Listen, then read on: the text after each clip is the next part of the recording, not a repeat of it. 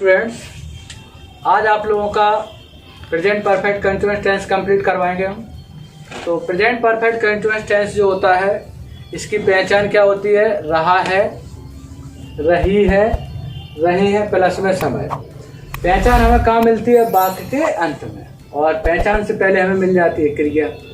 तो present perfect continuous tense को बनाना बहुत ही सरल है। जैसे हमने कहा, अगर हमें कर्ता मिल जाता है ही, सी, इट, नेम, तो एक वचन कर्ता के साथ हम हैज बीन हेल्पिंग वर्ड लगाते हैं। अगर हमें बहुवचन कर्ता मिल जाता है आई, वी, यू, दे, तो इसके साथ हम हैव बीन लगाते हैं। अब यहाँ पर कंटिन्यूअस वर्ड जुड़ा हुआ है, तो हम क्रिया में क्या लगाएंगे? आईएनजी। निश्चित समय इंग्लिश में बोला जाता है पॉइंट ऑफ टाइम, तो निश्चित समय के लिए हम सिंस लगाते हैं। अनिश्चित समय इंग्लिश में क्या बोलते हैं? हम ड्यूरेशन ऑफ टाइम, तो इसके लिए हम क्या लगा देते हैं? फॉर। अब हमारा फॉर्मूला जो है, सबसे पहले हम कर्ता रखते हैं, एक वचन कर्ता के साथ हैज और बहुवचन के साथ हैव लगाकर इसमें हम बीन जोड़ देते हैं, तो हमारी हेल्पिंग वर्ब बन जाती है प्रेजेंट परफेक्ट कंटिन्यूअस की। कंटिन्यूअस था इसलिए हमने क्रिया में क्या लगा दिया? आईएनजी। फिर इसके बाद ऑब्जेक्ट है तो रख देंगे, अदर वर्ड है तो रख देंगे, नहीं तो नहीं रखेंगे। इसके बाद पॉइंट ऑफ टाइम है तो सिंस लगाएंगे, ड्यूरेशन ऑफ टाइम है तो फॉर लगाएंगे। इसके जस्ट बाद हम रख देते हैं अपना टाइम। जैसे मैंने यहाँ पर टेंस लिखा, वह 2 साल से पतंग उड़ा रहा है, तो लड़का है इसलिए हमने भाई की मीनिंग क्या रख दी? ही। अगर लड़की होती तो भाई की मीनिंग हम सी रखते। तो यहाँ पे लड़का था, क्या रखा हमने? ही के साथ यहाँ पे हमने देखा क्या लगा हुआ है? ही के साथ लगा हुआ है हैज बीन, तो हमने क्या लगा दिया? He has been. इसके जस्ट बाद हमने देखा पहचान से पहले हमें क्रिया मिली, वर्ब क्या है यहाँ पे? फ्लाई, तो क्रिया में हमें क्या लगाना है? आईएनजी। तो ही हैज बीन फ्लाइंग। इसके जस्ट बाद हमने रख दिया object, he has been flying a kite. अब यहाँ पर 2 साल दिया गया है, तो इसको फाइंड आउट करना है, ये पॉइंट ऑफ टाइम है या ड्यूरेशन ऑफ टाइम है। टाइम को पहचानना बहुत ही सरल है। अगर आप इंग्लिश में ध्यान दोगे तो टाइम जो है बहुत ही इजी हो जाएगा। पॉइंट ऑफ टाइम सिंस लगाएंगे, ड्यूरेशन ऑफ टाइम फॉर लगाएंगे।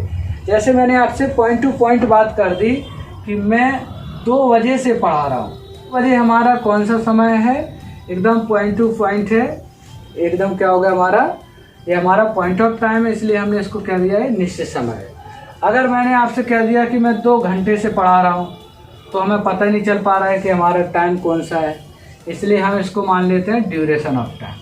तो इंग्लिश में जब हम ध्यान देंगे कि पॉइंट ऑफ टाइम है तो सिंस लगा देंगे, ड्यूरेशन ऑफ टाइम है तो फॉर लगाएंगे। यहाँ दिया गया वह 2 साल से, तो 2 साल पता नहीं चल पा रहा है कौन से 2 साल है, इसलिए अनिश्चित समय है। अनिश्चित समय के लिए हम क्या लगा देंगे? फॉर। इसके जस्ट बाद हमने टाइम रख दिया 2 ईयर्स। अगर मैं यहाँ पे कर्ता बदल दूँ, वह की जगह मैंने मैं लिख दिया, या तुम लिख दिया, या वे लिख दिया, तो मुझे यहाँ पर ध्यान देना है। मैंने यहाँ पे क्या रखा? आई, तो आई के साथ यहाँ क्या लग जाएगा? आई के साथ हैव बीन लग जाएगा, और बाकी टेंस हमारा ज्यों के ज्यों रहेगा। अगर मैंने तुम लिखा होता तो तुम के लिए क्या आ जाता? यू, तो यू के साथ क्या लग जाता? हमारा हैव बीन। हमने अगर वे लिखा होता तो दे आ जाता, दे के साथ हमारा लग जाता हैव बीन। तो हमें यहाँ पर केवल और केवल सब्जेक्ट को पहचान कर बस हेल्पिंग वर्ब चेंज करनी है। तो प्रेजेंट परफेक्ट कंटीन्यूअस टेंस को पहचानना बहुत ही सरल है।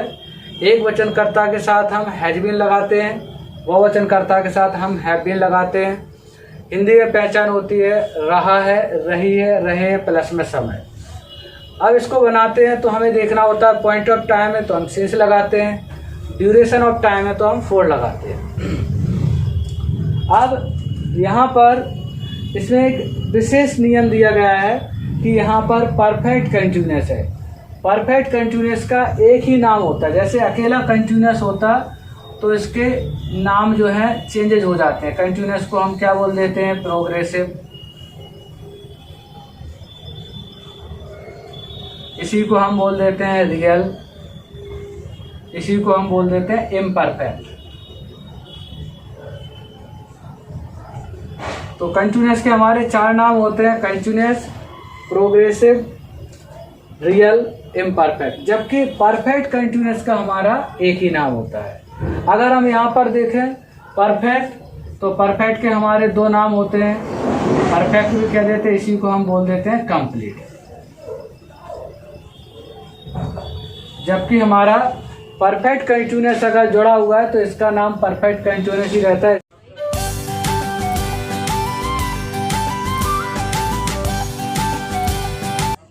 अगर हम यहाँ पर देखें परफेक्ट, तो परफेक्ट के हमारे दो नाम होते हैं, परफेक्ट भी कह देते हैं, इसी को हम बोल देते हैं कंप्लीट।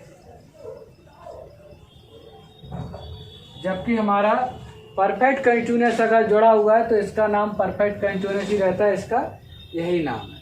अब हम अगले वीडियो में आप लोगों को पास्ट परफेक्ट कंटीन्यूअस और फ्यूचर परफेक्ट कंटीन्यूअस क्लियर करवाएंगे। Thank you.